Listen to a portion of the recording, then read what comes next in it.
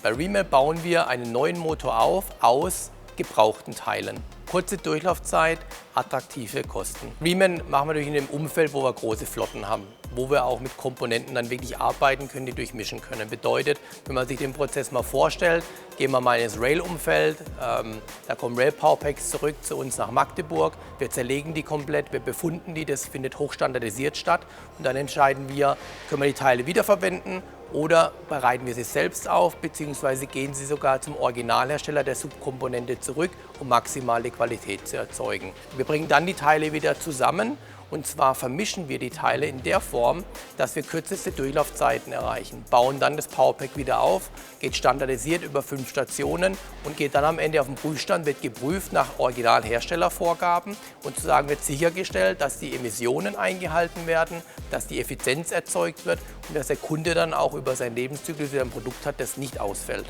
Der Status ist dann wie neu, ja, das heißt, wir können alle Garantien geben wie beim Neuprodukt. Der Kunde kann komplett über den Lebenszyklus das Produkt betreiben, aber genauso gleich auch wie bei dem Neuprodukt.